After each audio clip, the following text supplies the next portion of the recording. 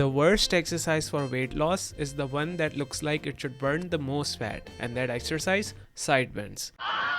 They're the go-to move every overweight beginner gets told to do.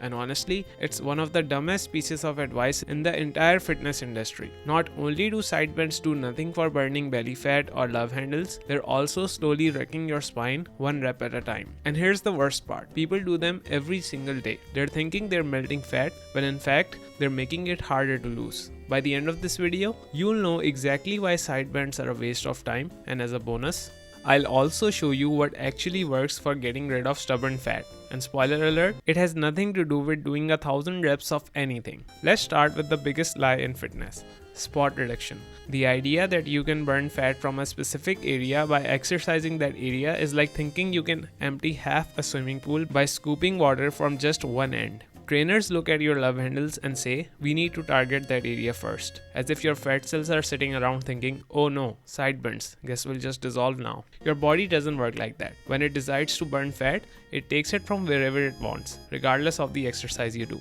In fact, a 2013 study had participants do 12 weeks of exercise on just one arm. Guess what happened? They lost fat equally from both arms and other parts of their body. The targeted arm didn't lose any more fat than the arm that was busy with other activities.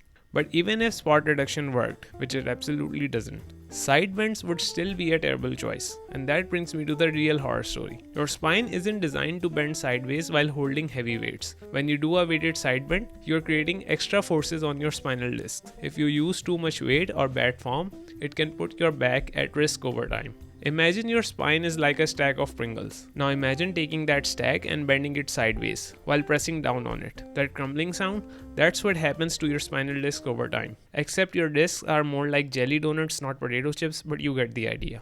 The muscles you're supposedly targeting aren't even the main muscles working during this exercise. Instead, your lower back muscles and stabilizers are taking the hit, and they're not equipped to handle it repeatedly, especially with added weight. But I don't feel any pain when I do them. Yeah, neither did I when I was being demolished at Valorant by my 13-year-old cousin. But that doesn't mean I didn't cry myself to sleep at night. The damage from weighted side bends is cumulative and sneaky, and one day you wake up with excruciating pain and you're bent on your side permanently. That's a joke, but the pain part is real. Eventually, you're looking at a slipped disc, damaged joints, or chronic lower back pain that makes everyday activities feel impossible. And if you think losing love handles is hard, try doing it when you can barely tie your shoes without your back screaming at you. But here's where things get really interesting. And by interesting, I mean depressing. Even if side bends didn't wreck your spine, which they do, and even if spot reduction actually worked, which again, it doesn't, exercise is still a terrible strategy for weight loss. And this is the part that most self-proclaimed fitness influencers like Nathaniel St. Royds don't even understand themselves. When you start exercising, your body burns calories, sure, but what happens next? Your body adapts. It becomes more efficient. It's like when you first get a new job, or try to learn math, or play Valorant. Everything takes forever because you don't know what you're doing. But after a few weeks, you've figured out how to do it twice as fast with half the effort. Your body does the same thing with exercise. It learns to save energy elsewhere. Maybe you move less during the day. Maybe your resting metabolism, that is, the calories you burn literally while resting, slightly decreases. Your body is smarter than you think. It's been mastering survival for thousands of years. This is why people who try to exercise their way to weight loss almost always fail. Their body simply compensates. Don't believe me? Look at long distance runners. Are they all super lean? Many aren't, despite running dozens of miles. And that's because your body weight isn't determined by calories in versus calories out. It's regulated by hormones.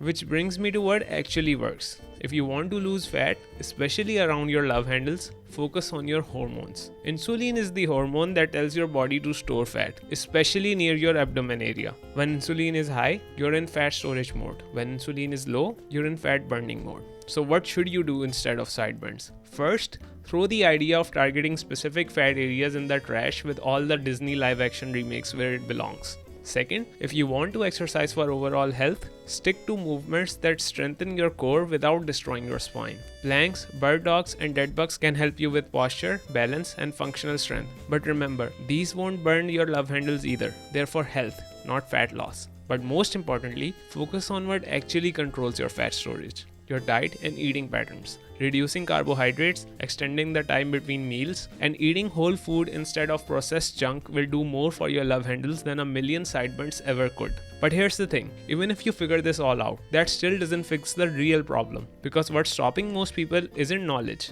it's hunger. Feeling hungry all the time, constantly fighting cravings, that's what keeps you stuck. So if you want to fix that, watch this video next.